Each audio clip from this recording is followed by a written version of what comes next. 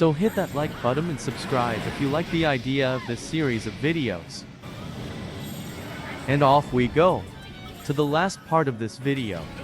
Now I will cover many different strategies in different growth levels and equipments to fight the most important enemies in the game to grind CP and gil, the Ortoises. Starting with the stage 7 Crystarium strategy from very low levels against both Adamantoises and Adamantortoises.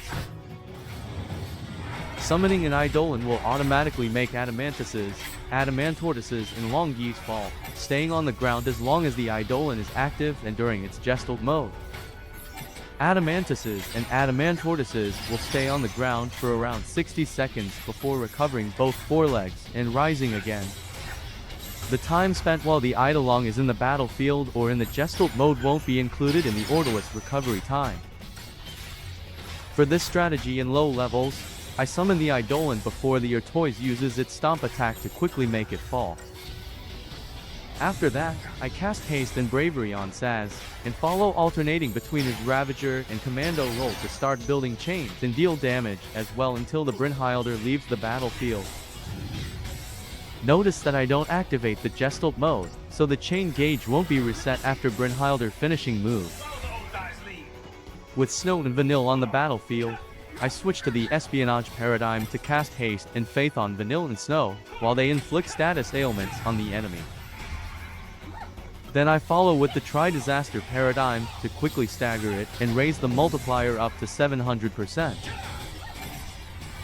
With all set, I use a duplicated devastation paradigm, spamming Saz's Blitz skill to deal massive damage to the Ortoise. It's very important to synchronize Blitz with Daze to make sure that most hits will land while the Ortoise is inflicted with Daze, duplicating the damage dealt. If you have enough strength with Saz and a second character, you will be able to kill Adamantoises or Adamantortoises with this strategy in very low levels even without major equipment upgrades.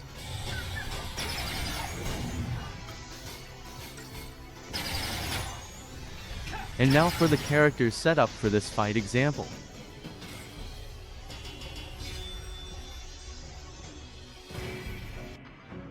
For paradigms, had a slot with espionage to cast buffs while Vanille and Snow inflict status ailments, a duplicated Tri-Disaster to build chains and stagger the Ortoise, and a duplicated devastation to deal damage while Snow constantly inflicts daze on the enemy. For equipments, had Saz with the fully upgraded Hyades Magnums and 2 upgraded Power Gloves for massive physical damage. For Snow, had the Wild Bear, in a Connoisseur Catalog and Collector Catalog for better odds on enemy dropped items. And for Vanille, had a fully upgraded Malboro wand and 2 upgraded Sorcerer's Marks for extra magical damage. Notice that all characters are developed up to stage 7 Crystarium with only 1 additional role. Now an example of the same strategy with characters in stage 8 Crystarium, using only their main roles and with cheaper equipment upgrades. I start this battle the same way as demonstrated in the last example, using Saz as the party leader and summoning Brynhilder to make the Ortoise fall to the ground before it attacks. When Brynhilder leaves the battlefield, I just follow with the espionage paradigm to cast buffs on Vanille and Fang, while they inflict status changes on the Ortoise. After that, I switch to the Smart Bomb paradigm to raise the damage multiplier to at least 700%, following with the Ruthless paradigm to deal damage. Just like in the previous example, it's very important to synchronize Saz's Blitz skill with Daze to exploit the damage multiplier provided by the Daze status ailment. Using this strategy, it is possible to defeat Ortoises in stage 8 Crystarium, only using characters' main roles and using tier 1 weapons, as demonstrated in this fight example.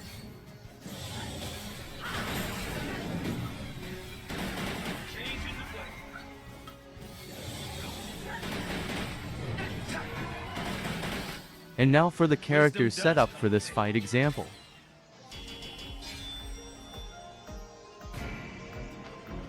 For paradigms, had a slot with espionage to cast buffs while Vanille and Snow inflict status ailments, a duplicated smart bomb to build chains and raise the damage multiplier, and a duplicated ruthless paradigm to deal damage while Fang constantly inflicts daze on the enemy. For equipments, had Saz with an upgraded Vega 42s and 3 upgraded Warriors wristbands for massive physical damage.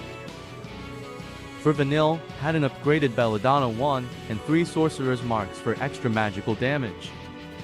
And for Fang, had the Pandaren Sphere for better odds inflicting status ailments, and a Connoisseur Catalog and Collector Catalog for better chance of getting enemy dropped items. Notice that all characters are developed up to stage 8 Crystarium of their main roles.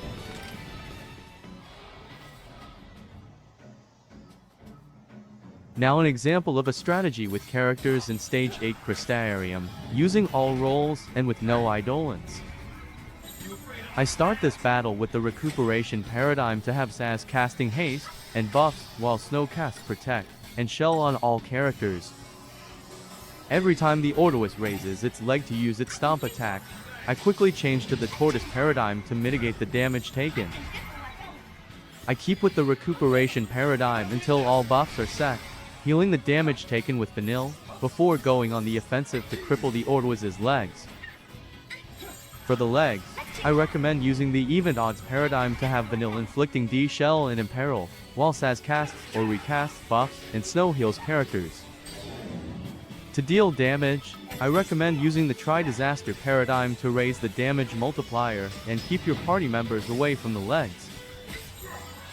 If one of your characters is making contact with the leg while the Ordois uses its stomp attack, it will knock down and deal double damage to them.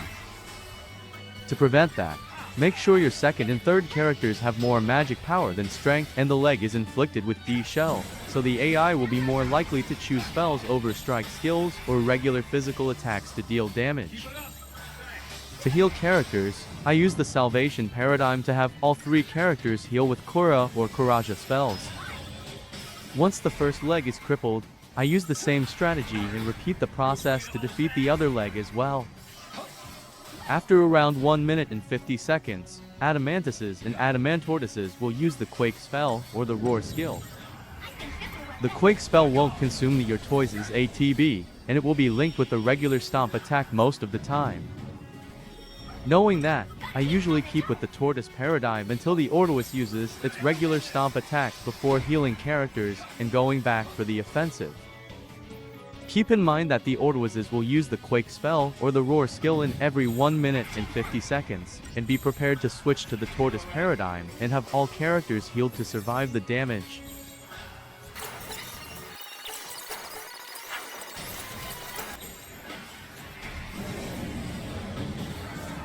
Once both legs are crippled, the Ordois will fall, staying on the ground for around 60 seconds before recovering its legs and rising again. With the Tortoise on the ground, I switch to the even odds paradigm to inflict Imperil, D-Protect and D-Shell with Vanille, while Snow heals characters and Saz casts or recast buffs. Then I follow with the Tri-Disaster paradigm to stagger and raise the damage multiplier to at least 700%, switching to the Cerberus paradigm to deal massive damage with all 3 characters. In low levels and without massive equipment upgrades, you will probably need more than 1 fall to be able to defeat the Ordoises. Knowing that, I deal as much damage as possible with the Cerberus paradigm until the enemy HP drops to less than 50%, and then switch back to the recuperation paradigm to heal and build characters' buffs again.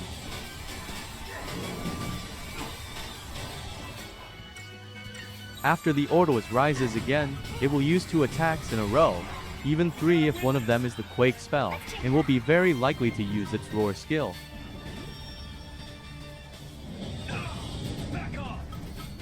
The Roar skill is its most dangerous attack, as it causes massive damage, ignores resistances, dispels status enhancements, and can inflict daze on all characters. To survive it at low levels, I recommend having as the party leader a character with the Reprieve passive ability as a sentinel, so they will be able to stay alive with 1 HP regardless the amount of damage dealt to them. In this fight example, I'm using Vanille and Snow as both of them have access to the Reprieve ability at stage 8 Crystarium.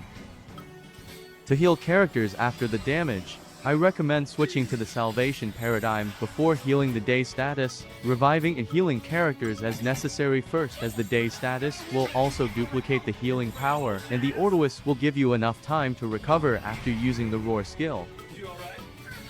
After that, I follow with the recuperation paradigm to heal and rebuild characters' buffs before going again on the offensive to cripple both legs one last time.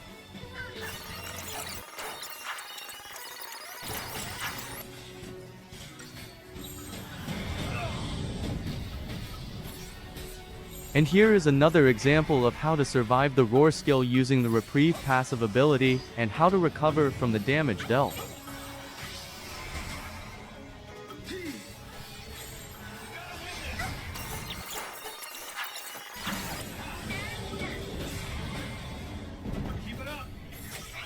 After both legs are crippled for the second time, just follow with the same strategy used after the Ordoise's first fall, using the even odds paradigm to inflict status ailments, following with tri-disaster paradigm to stagger and raise the damage multiplier, and the Cerberus paradigm to defeat it.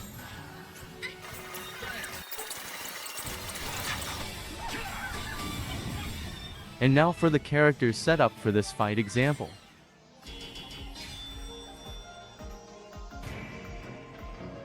For paradigms, had one slot with Tortoise to mitigate damage, one with recuperation to heal damage and build characters' buffs, one with salvation to quickly heal all characters, one with even odds to inflict status ailments while Snow and Saz are on support roles, one with tri-disaster to quickly stagger, raise the damage multiplier and deal damage to the legs, and one with Cerberus to deal damage.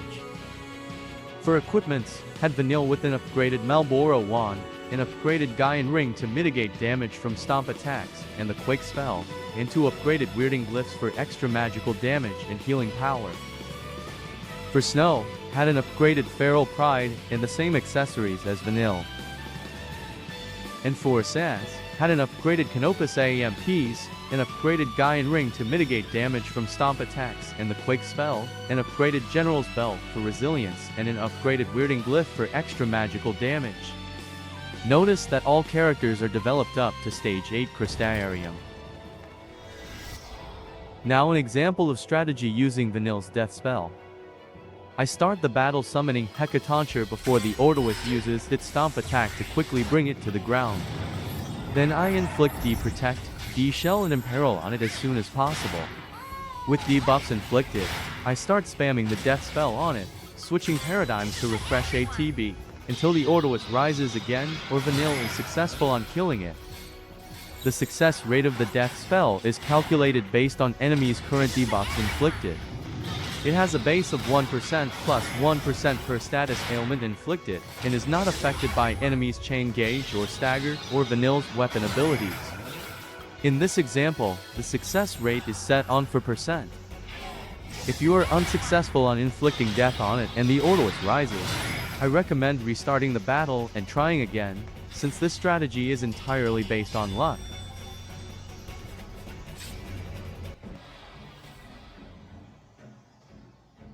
Now an example of a strategy with characters at stage 9 Crystarium, only using main roles, with only tier 1 weapons and no Gengi gloves. At stage 9 Crystarium it is possible to defeat Ordoises with a very consistent strategy, even without major equipment upgrades or additional roles. For that, I use Vanille, Hope and Fang as the party leader, starting with the even odds paradigm to inflict D-Shell and Imperil on the first foreleg, while Vanille heals damage taken and Hope builds characters' buffs. To mitigate the damage from the Ordoises' attacks, I switch to the Combat Clinic paradigm and wait until Hope and Vanille quickly heal the damage taken. To deal damage to the forelegs, I alternate between the Relentless Assault and Decimation paradigms, to have Hope more time as a synergist since it will take many turns until he manages to cast all buffs on all characters. I also eventually use the Hero's Charge paradigm to be able to heal damage with Vanille whenever needed. With buff set and Imperil and D-Shell inflicted, I use the Relentless Assault paradigm to deal damage and cripple the Ordoises' legs one at a time.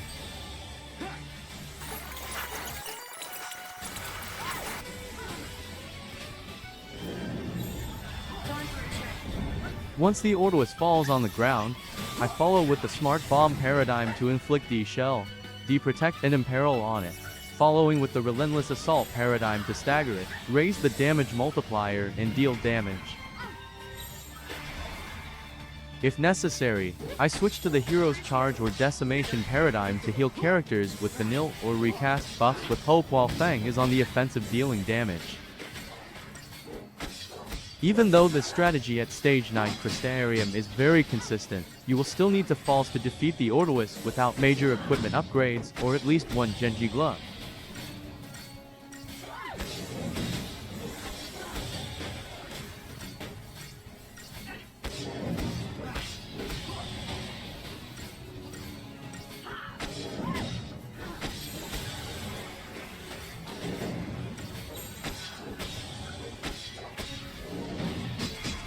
After the Ordoise rises, I just switch to the combat clinic paradigm to wait until it uses its attacks twice, and follow with the even odds paradigm to recast buffs and inflict status ailments on the legs again. And then, just repeat the same process one more time to defeat it, as demonstrated in this fight example.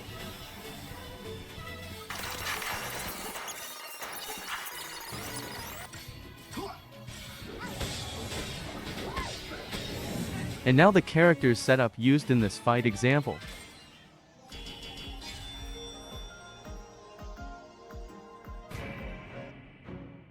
For paradigms, used one slot with combat clinic to mitigate damage and quickly heal characters, one with even odds to inflict status ailments while hope builds characters buffs, one with smart bomb to inflict status ailments and build chains as well. One with hero's charge and one with decimation to have hope casting buffs, while Feng is in the offensive and heal whenever needed, and one with relentless assault to deal damage and build chains. For equipments, had Feng with an upgraded Pandaren Spear for improved odds inflicting status ailments, to Sorcerer's Marks for extra magical damage and an upgraded General's Belt for resilience. For vanilla, had an upgraded Belladonna 1, a Sorcerer's Mark for extra magical damage, and an upgraded Siltstone Ring, and an upgraded General's Belt for resilience. And for hope, had an upgraded Hawkeye for extra magical damage, and the same accessories as vanilla. Notice that all characters are developed up to stage 9 Crystarium of their main roles. Now an example of this battle with characters developed up to stage 9 Crystarium, with only one additional role and with no Gengi gloves. It's possible to defeat Ordoises in only one fall without major equipment upgrades and no Gengi gloves. For this fight example, Feng has her Synergist role developed only up to Phaethra, and her Ravager role up to Thunder. Lightning has her Saboteur role developed only up to Imperil, and Hope has his Commando role developed only up to Ruin. I start this fight with the Recuperation paradigm to have Hope casting Haste and Protect on all characters while Feng casts Phaethra as well, switching to the Combat Clinic paradigm to mitigate and heal damage taken. Then I follow with the Smart Bomb paradigm to inflict D-Shell and Imperil on the forelegs, switching to the Tri-Disaster paradigm to build chains, stagger, and deal damage to them. With Phaethra cast on all characters, you will be able to defeat both legs faster than before, and depending on how much magic power your characters have, even before the Ordoise uses its Quake spell or Roar skill.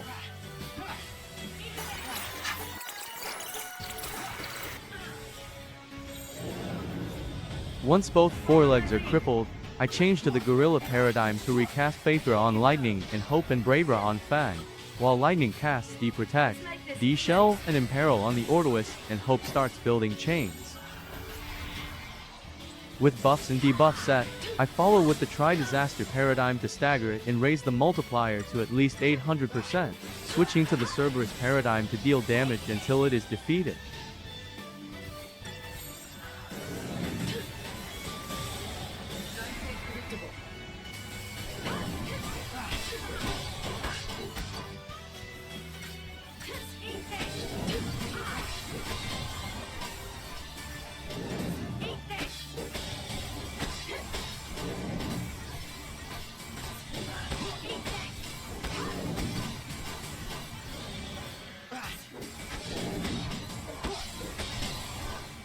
And now the characters setup used in this fight example.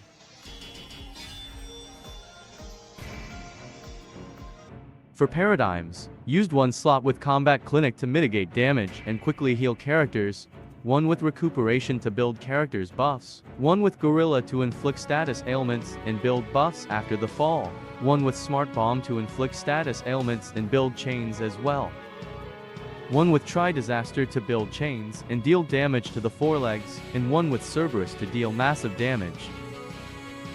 For Fang, had an upgraded Venus Gospel, an upgraded Warrior's Wristband for extra physical damage, and two upgraded General's Belts for resilience. For Lightning, had an upgraded Razor Carbine and an upgraded Sorcerer's Mark for extra magical damage, and an upgraded Silstone Ring and an upgraded General's Belt for resilience. And for Hope, had an upgraded Eagle Talon and the same accessories as Lightning. Notice that all characters are developed up to stage 9 Crystarium and with only key skills from secondary roles. And now one last example of battles against Ortoises at stage 9 Crystarium, with only key skills from secondary roles and using at least one Gengi glove. Just like in the previous fight example, Fang has her Synergist role developed only up to Phaethra and her Ravager role up to Thunder. Lightning has her Saboteur role developed only up to Imperil, and Hope has his Commando role developed only up to Ruin. I start this battle with the recuperation paradigm to have Hope casting haste on all characters, and Fang casting Bravura on herself, switching to the combat clinic paradigm to mitigate and heal damage. Then I switch to the tri-disaster paradigm to quickly stagger the first foreleg, following with the discretion paradigm to heal damage with lightning and Hope while Fang uses her high wind skill on the staggered foreleg, and then repeat the process for the second one. Fang's high wind skill ignores target's resistances, hits up to 3 times, resets its target's chain gauge and deals massive amounts of damage with the Gengi glove equipped. It can deal enough damage to cripple Ortoises' legs as soon as they are staggered if Fang has enough strength. Having Fang with HP higher than 70% to activate her Adrenaline passive skill 20% bonus, raising the foreleg damage multiplier, and having Bravura cast on her will increase the damage dealt. However, keep in mind that High Wind tend to miss one of its hits quite often and may not deal enough damage to cripple the Ortoise's forelegs.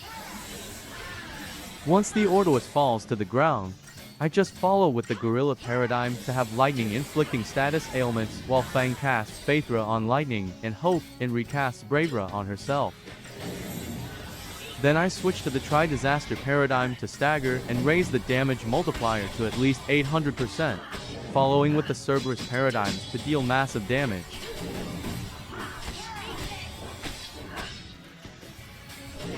When the Ortoise's HP is around 10 to 15%, I use Fang's high wind skill again to quickly defeat it, as demonstrated in this fight example. And now the characters setup used in this fight example.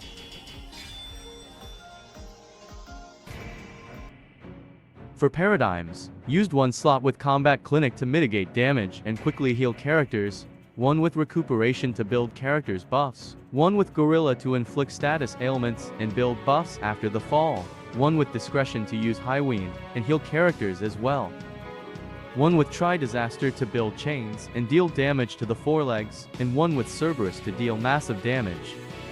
For equipments, had Fang with an upgraded Venus Gospel, a Gengi glove to break the damage limit with her high wind skill, and 2 upgraded General's Belts for resilience. For Lightning, had an upgraded Razor Carbine and an upgraded Sorcerer's Mark for extra magical damage, and an upgraded Silstone Ring and an upgraded General's Belt for resilience. And for Hope, had an upgraded Eagle Talon and the same accessories as Lightning. Notice that all characters are developed up to stage 9 Crystarium and with only key skills from secondary roles. Now an example of battles against Shaolong Guis at stage 8 Crystarium. Shaolong Guis will always start the battle using the Quake spell, causing massive magical earth elemental damage to all characters.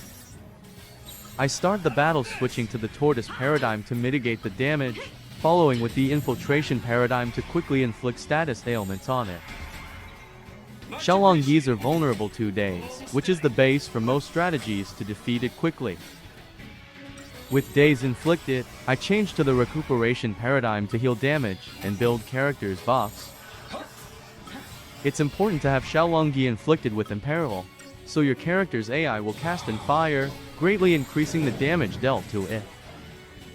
Inflicting slow on is also important, as it will greatly reduce its actions and damage potential, giving you more time to go for the offensive and heal whenever needed.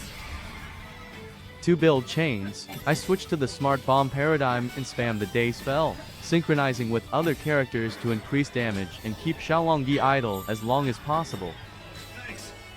With buff set, I go for the offensive with the devastation paradigm to deal damage before staggering it until its HP is around 60% to be able to defeat it in only one stagger cycle.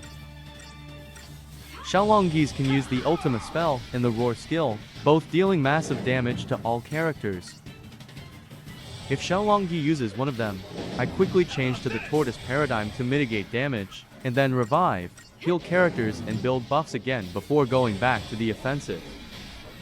In Stage 8 Crystarium, the only characters that have access to the Reprieve passive ability are Snow and Vanille, being Snow the most suitable character to be the party leader in low levels. Once staggered, I keep with the Smart Bomb paradigm until the multiplier is at least 900% and follow with the Devastation paradigm, synchronizing Snow's day spells with other characters' attacks. At this point, I recommend using the Renew technique to heal characters if needed. Since Shaolong Gui is resistant to magical damage, I recommend using characters with higher strength like Fang and Lightning as party members to deal more damage. Using this strategy, it's possible to keep Shaolong Gui idle most of the time by constantly inflicting daze and easily defeat it, as demonstrated.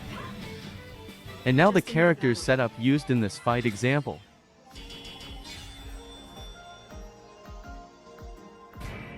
For paradigms, had one slot with Tortoise to mitigate damage, 2 slots with Recuperation with different characters to heal and build characters' buffs, 1 with Infiltration to quickly inflict status ailments, 1 with Smart Bomb to build chains and spam daze with Snow, and 1 with Devastation to deal damage and also spam daze with Snow. For equipments, had Snow with a Wild Bear, 2 Aurora Scarfs for speed advantage, and an upgraded Gaian Ring for resilience. For Lightning, had an upgraded Helter Skelter and an upgraded Power Glove for extra physical damage, a Gengi Glove to exceed damage limit, and an upgraded Gaian Ring for resilience. And for Fang, had an upgraded Venus Gospel and the same accessories as Lightning. Notice that all characters are developed only up to Stage 8 Crystarium. Now an example of this battle at Stage 9 Crystarium, and with only Tier 1 weapons. At Stage 9 Crystarium, Fang will have access to the Reprieve passive ability, being able to survive Shaolong Gui's Ultima spell and Roar skill, and is one of the most suitable characters as the party leader for this fight, as you will be able to manually control her synergist spells. However, I use the same day strategy demonstrated previously, keeping Shaolong Gui idle as much as possible. I start the battle with Tortoise paradigm to mitigate damage from the Quake spell, switching to the Espionage paradigm to have Snow casting buffs while Fang and Lightning inflict status ailments. With at least daze and Imperil inflicted, I switch to the Rapid Growth paradigm to have Lightning casting and fire on all characters and manually cast Bravura on Lightning and Snow. To heal characters, I recommend using the Perseverance paradigm or using the Renew technique whenever needed. Then I just follow with the Smart Bomb paradigm to build chains and stagger Shaolong Gui, spamming the day spell and synchronizing it with other characters' attacks. Once staggered, I just follow with the Devastation paradigm to deal massive damage, while Fang keeps synchronizing the day spell with other characters' attacks to keep Shaolong Gui idle inflicted with daze and duplicate the damage dealt by Snow and Lightning.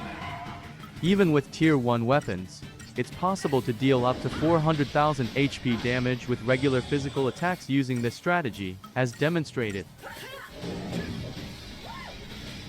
And now the characters setup used for this fight example.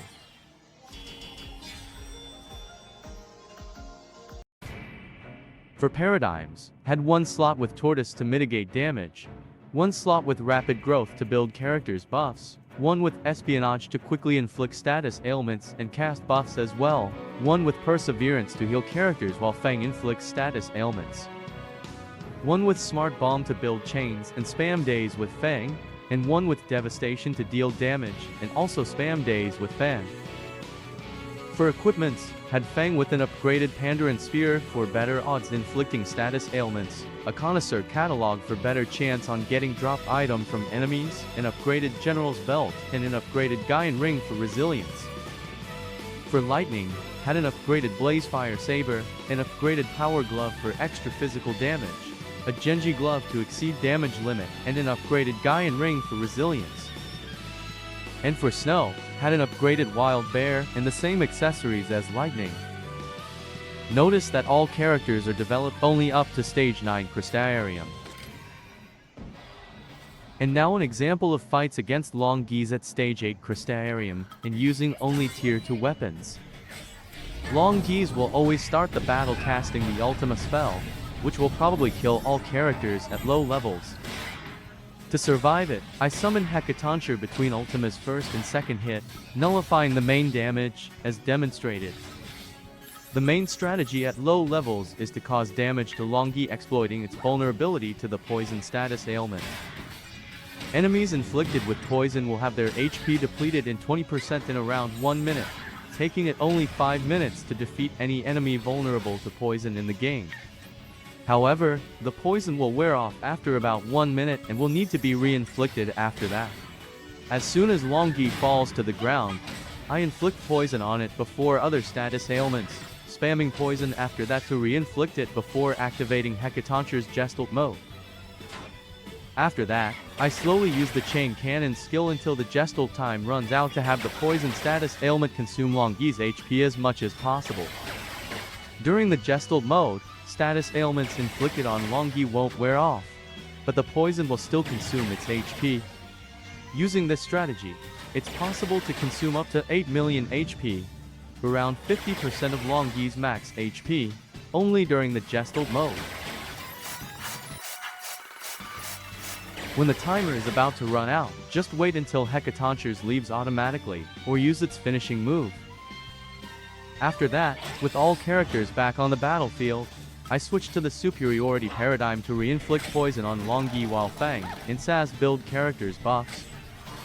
It's very important to re-inflict poison to make sure it will consume Shaolong Gui's HP, as it is very resilient to damage and will still have around 8 million HP left. To build chains, I switch to the Smart Bomb paradigm to re-inflict other debuffs on Shaolong Gui while other characters fill its chain gauge. I keep alternating between the superiority and Smart Bomb paradigms until all debuffs are re-inflicted on Shaolong Gui and all characters have haste, in fire, Bravura, and Faith are cast on them. With all buffs and debuffs set, I follow with the Tri-Disaster paradigm to stagger and raise the damage multiplier to maximum, and then switch to the Cerberus paradigm to deal damage.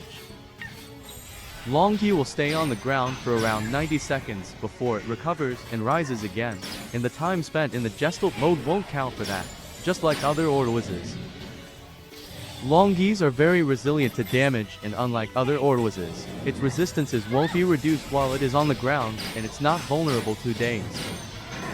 Even at high levels, with tier 3 weapons and accessories boosting character strength and magic power, maximum damage multiplier, and all buffs and debuffs set, it's very unlikely to exceed the damage limit when attacking Shaolong Gui with regular attacks or spells. The most reliable way to deal damage to it at low levels is to exploit its vulnerability to poison, as demonstrated. And now the characters setup used in this fight example. For paradigms, had one slot with superiority to cast debuffs and build characters buffs, one with Smart Bomb to re-inflict status ailments and build chains, one with Gorilla to have Fang casting final buffs if necessary, one with Tri-Disaster to build chains and raise the damage multiplier, and a duplicated Cerberus paradigm deal damage. For equipments, had Vanille with the Malboro wand for better odds inflicting status ailments and 3 weirding glyphs for extra magical damage. For Saz, had the Hyades Magnums and 3 power gloves for extra physical damage. and for Fang, had the Venus Gospel, and also 3 power gloves for extra physical damage. Notice that all characters are developed only up to stage 8 Crystarium. And now an example at stage 9 Crystarium, using only tier 1 weapons and using both Hecatoncheir and Vanille's death trick. It's possible to defeat Shaolong Gui at stage 9 Crystarium even with very low parameters and with only one fall very easily. For that, I start using the same poison strategy demonstrated before, summoning Hecatoncheir synchronized with Shaolong Gui's Ultima spell, inflicting poison, and then consuming its HP during the Gestalt mode.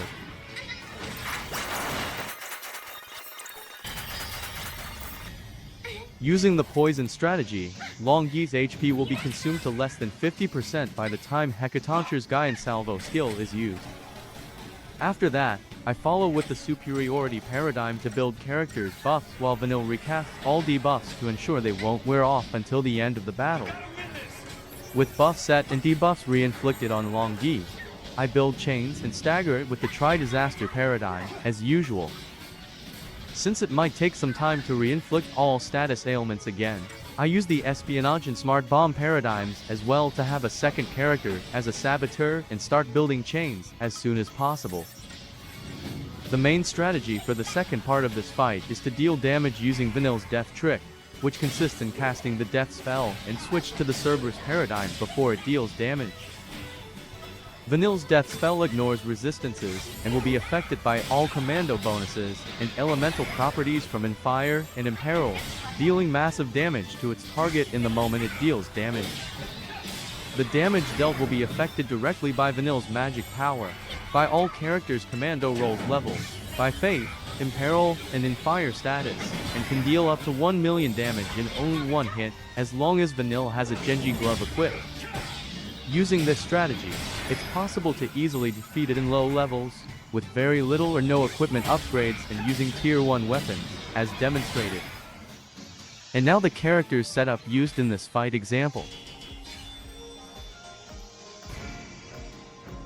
For paradigms, had one slot with superiority and one with espionage to build characters buffs and inflict status ailments, one with smart bomb to build chains and cast the death spell, one with devastation to deal damage and also cast the death spell, and one with Cerberus to deal damage and switch Vanille to the commando role while using death.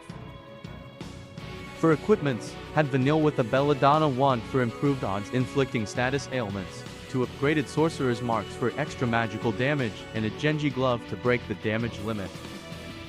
For Saz, had the Procyon for extended stagger time duration, and 3 upgraded warrior's wristband for extra physical damage. And for Snow, had a power circle and an upgraded warrior's wristband for extra physical damage, and a connoisseur catalog and a collector's catalog for better chance on getting enemy drops. Notice that all characters are developed only up to stage 9 Crystarium. And now one last example at stage 9 Crystarium, using tier 2 weapons and no Eidolons. Shaolong Guis will always start the battle casting the Ultima spell, which deals up to 40,000 HP random damage, ignores resistances, and will very likely kill at least one of your characters, even at high levels. To survive it, I switch to the Tortoise paradigm to activate character's reprieve passive ability, leaving all 3 characters with 1 HP left, and then follow with the Perseverance paradigm to heal the damage. Every time the Shaolong Gui raises its legs to use its stomp attacks or any other skill or spell like Roar, Ultima or Quake, I switch to the Tortoise paradigm to mitigate the damage as usual. With characters healed, I switch to the Espionage paradigm to have Hope casting Haste, Protect, Faith and Fire on all characters, while Snow inflicts slow on Shaolong Gui and Vanille casts debuffs on both forelegs. Once most debuffs are inflicted on both forelegs, I switch to the Tri-Disaster paradigm to build chains until both targets' multipliers are near the stagger point, following with the Aggression paradigm to have Vanille and Snow causing damage to them as commandos to hold their chain gauge. After that, I stagger both of them with Hope as a Ravager, switching to the Perseverance paradigm to heal whenever needed. With both forelegs staggered, I follow with Hope's Last Resort skill, switching to the Cerberus paradigm during its execution so the damage is affected by the commando roll's bonuses. By doing this, it's possible to quickly cripple both forelegs simultaneously, since Hope's last resort skill also ignores resistances, hits multiple times, raises the damage multiplier, and have a large area of effect. Once Shaolong Gui falls to the ground, I switch to the espionage paradigm to recast Haste and Faith with Hope, while Vanille and Snow inflict status ailments on it. After Vanille successfully inflicts poison on it, I follow with the Tri-Disaster paradigm to build chains, following with the Cerberus paradigm for one turn before staggering it to extend the stagger duration.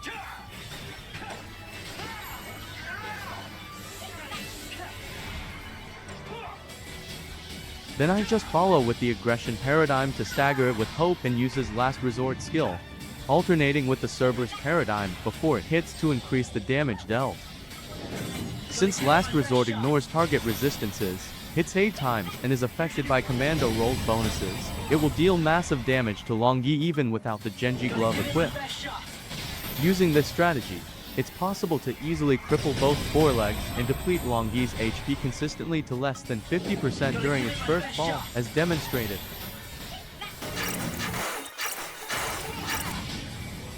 Just like other Ortoises, Shaolong Gui will very likely use 2 attacks in a row after rising again. To survive them, I switch to the Tortoise paradigm and use the Renew technique in case it uses the Ultima spell or the Roar skill to heal immediately after the damage is dealt, to have enough HP to survive the next attack or activate the Reprieve passive ability twice. After healing characters, I switch to the Espionage paradigm to recast buffs on all party members while Snow and Vanille inflict debuffs again on the forelegs. And then just repeat the same process again to cripple both forelegs, make Shaolong Gui fall to the ground and deal damage to it until it is defeated.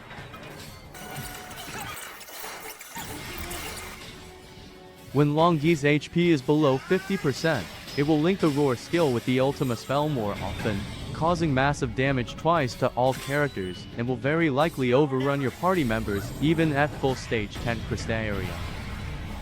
To survive it, I synchronize the use of the Renew technique after the Roar skill, and before the Ultima spell's first hit to be able to activate the Reprieve passive ability twice, as demonstrated. After that, I switch to the Perseverance paradigm to heal damage taken, follow with the Espionage paradigm to recast buffs dispelled by Roar, and continue with the same strategy used before to cripple the forelegs.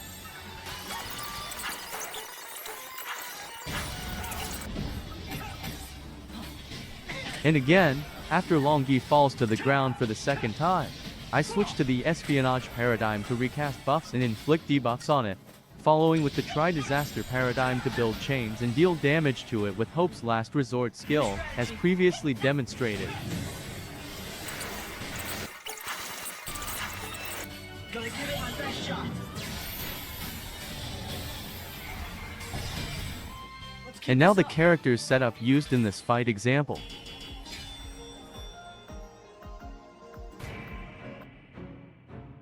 For paradigms, used 1 slot with Tortoise to mitigate damage and activate the Reprieve skill to survive Roar and Ultima, 1 with Perseverance to heal characters and inflict status ailments with Vanille, 1 with Espionage to build characters buffs and inflict slow and other status ailments on Shaolong Gui, 1 with Tri-Disaster to build chains, 1 with Aggression to deal damage to both forelegs simultaneously and to use Hope's last resort skill, and 1 with Cerberus to switch to Hope's commando role during his last resort skill sequence. For equipments, had Hope with an upgraded Eagle Talon, and 2 upgraded Weirding Glyphs for extra magical damage, and an upgraded Gaian Ring for resilience. For Snow, had an upgraded Soul Blazer, and the same accessories as Hope. And for Vanille, had an upgraded Marlboro 1 for improved odds inflicting status ailments, and the same accessories as Hope.